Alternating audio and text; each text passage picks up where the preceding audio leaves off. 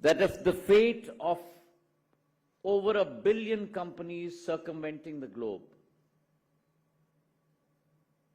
lay in the ability of a small chip the size of a fingernail. And that unusual lesson, a microchip that became the factor that would determine the output, the future, and the capability of multi-billion-dollar companies and their production patterns across the globe, all came around full circle. And for India, it was not a moment of despair,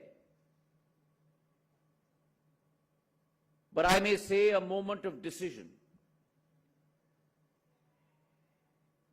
And it is here that the Council of Kautilya becomes even more important. Because as he once said, and I quote, "Before you start some work, always ask yourself 3 questions. First, why am I doing it? Second, what the results will be. And third, will I succeed?"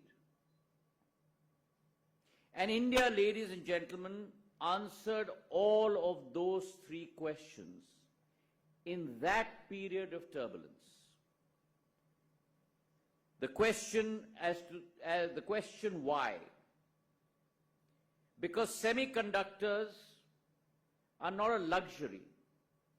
They are the foundation and the very fabric of future progress for mankind. The question as to what the results will be. The result would be the creation of a self-reliant, Atmanirbhar nation, securing its future and the globe's future. And the third, will we succeed? And that answer was backed by India's own semiconductor mission, with a capital outlay of close to 76,000 crores, setting up fabs across states, from Gujarat to, as Michael mentioned just now, my Assam in the northeast, skilling close to 85,000 people across the country in this new art, if you will. And as of today, in a period of only 4 years, we have invested over 1.6 lakh crores in this sector alone. And therefore, these digital diamonds, India is determined to mine. Not by chance, but by choice. With foresight, with Swadeshi confidence, and most importantly, with the guiding clarity that Chanakya gave centuries ago. The lesson that we have learned today is that turbulence is not an aberration in history. Turbulence today has become a rhythm. It disrupts, it lurches, it tests the resilience of nations. And over the last 5 years, global geopolitical turbulence has probably been at its all-time high. Why? We have conflicts and wars in every corner of the globe. That threatens energy security. We have protectionism that affects trade barriers. We have climate shocks that exposes us to economic vulnerability. And we have inflation stretching its fangs across every household, including developed nations.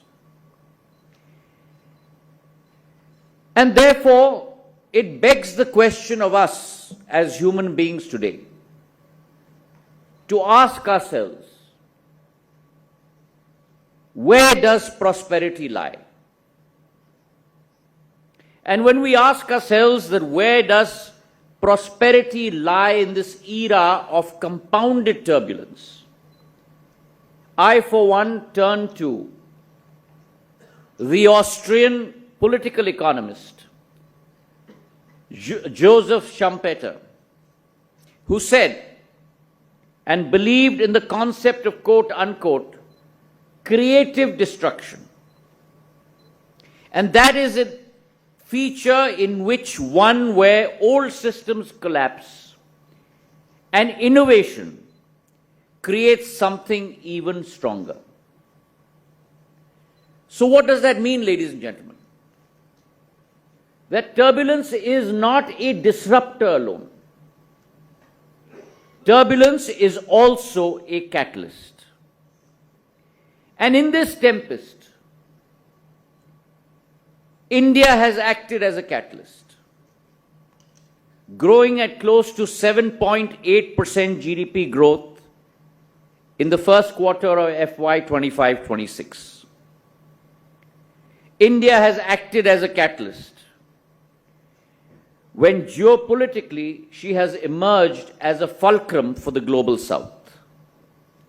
India is the voice of fairness today. India is the voice of equity.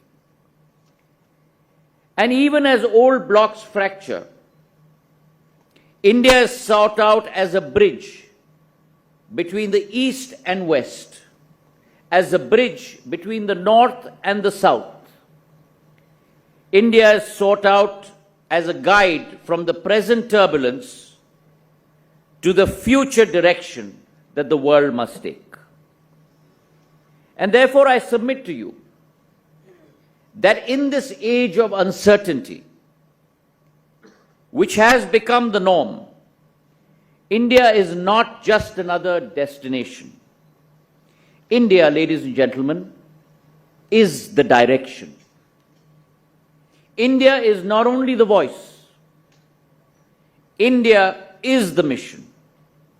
And for those who seek prosperity in turbulent times, I urge all of them to look, move, and invest in India. Now, if turbulence teaches us anything, it is this one fact that dependence is fragility. And therefore, resilience must be cultivated within through self-reliance and foresight. And nowhere can you see this better than in the area of communications in India. With 1.22 billion mobile subscribers, with close to 944 million broadband subscribers, mind you, for 11 years ago, this number was only at 60 million.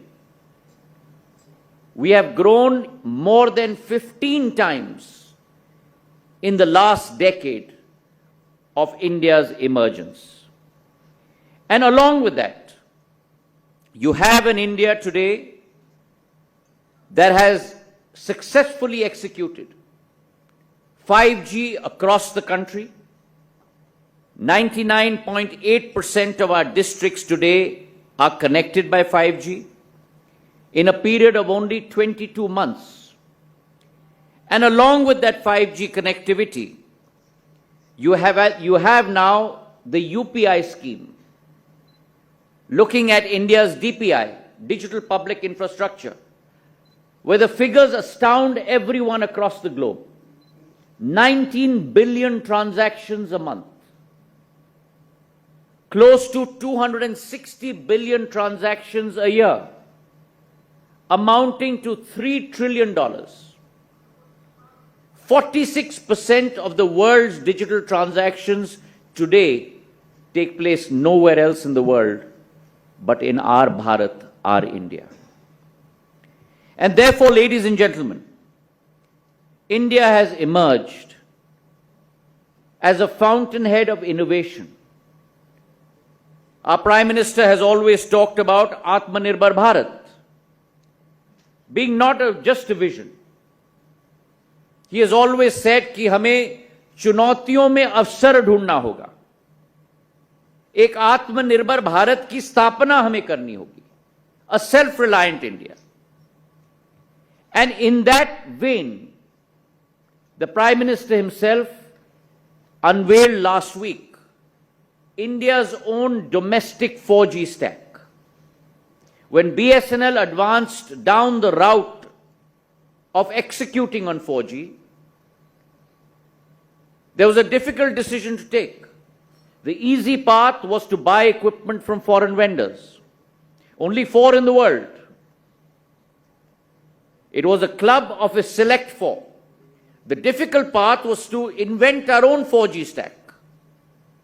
And for the first time in history, we saw a public sector company, CDOT, combining efforts with an entrepreneurial company, Tejas Networks, along with an Indian system integrator, TCS, and in 22 months, we developed our own core software, we developed our own RAN, our radio access networks, and we had an Indian system integrator, TCS, and last week, the Prime Minister unveiled 92,564 towers that connect Kashmir to Kanyakumari and Bharuch to Arunachal Pradesh in India with our own domestic 4G stack. For the first time, a club that was monopolized by 4 countries, Sweden, Finland, South Korea, and China. A club that was monopolized by 5 companies, Huawei, ZTE, Samsung, Nokia, and Ericsson. Today, India, ladies and gentlemen, has entered the club with its own 4G stack. And therefore, this is India's innovation capability and innovation enterprise. But we are not going to rest here. These 1 lakh towers will be the seed of the tall tree that will be established within India of technology innovation.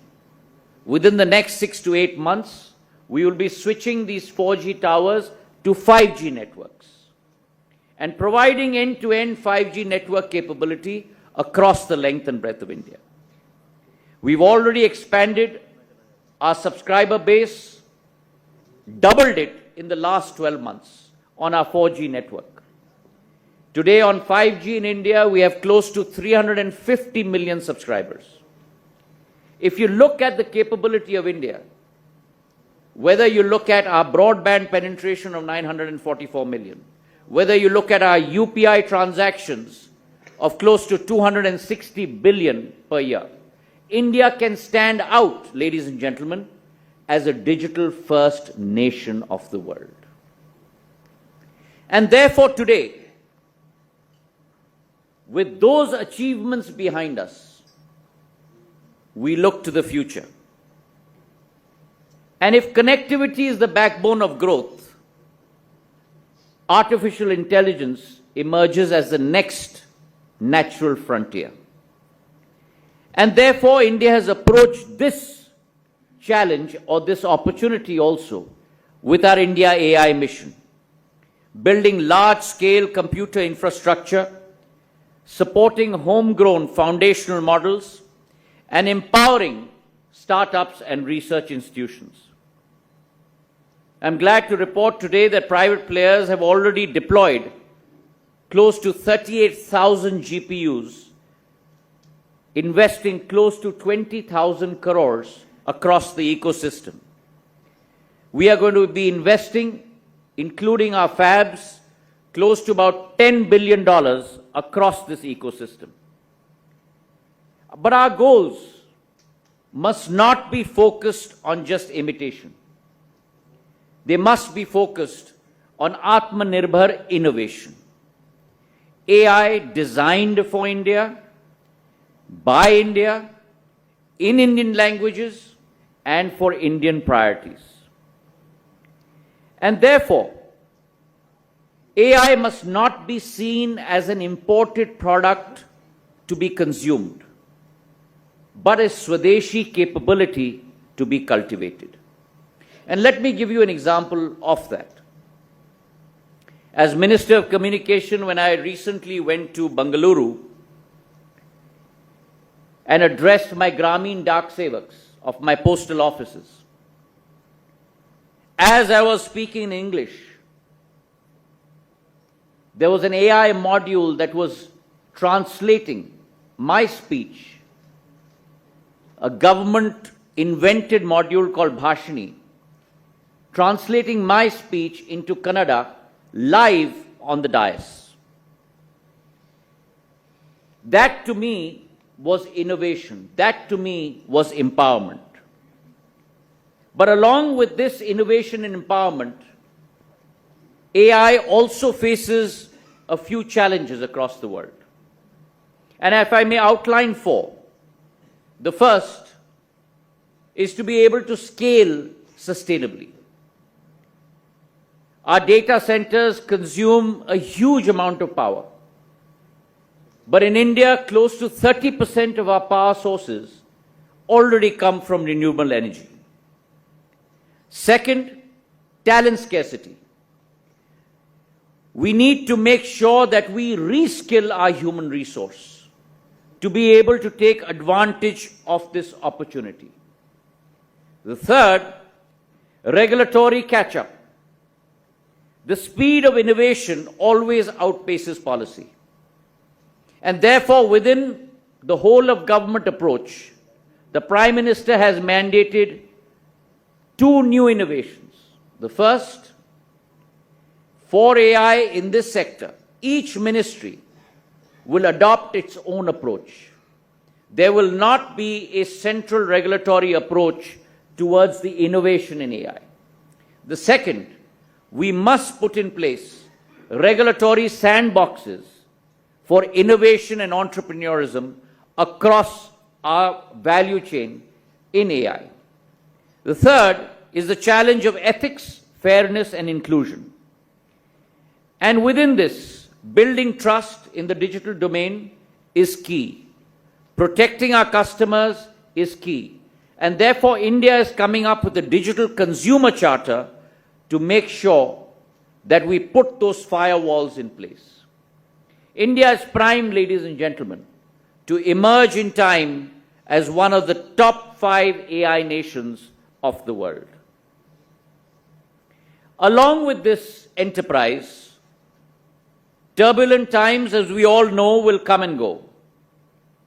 What remains constant is India's intellect, her capability of knowledge, her capability of innovation, her capability of resilience, all the way from Kautilya's Chanakya Niti to Aryabhatta's invention of the zero.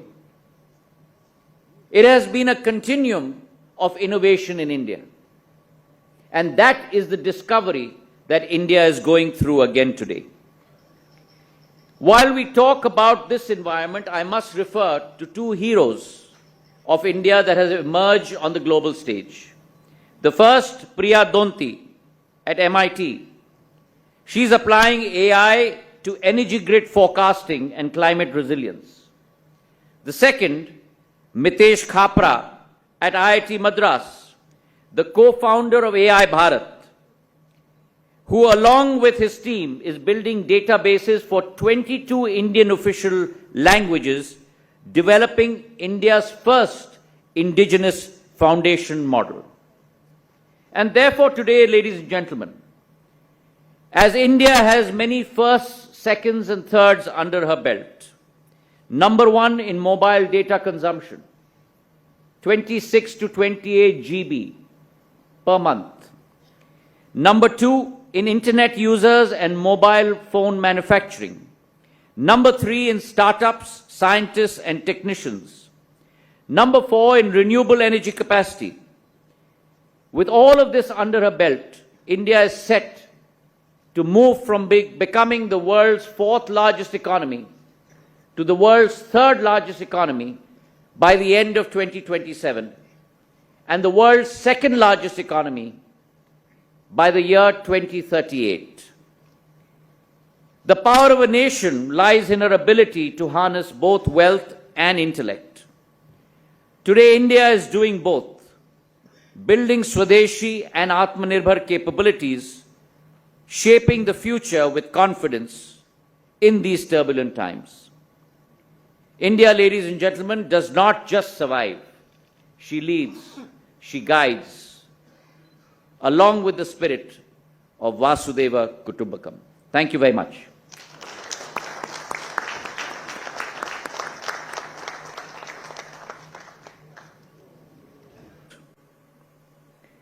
Today's topic is seeking prosperity in turbulent times.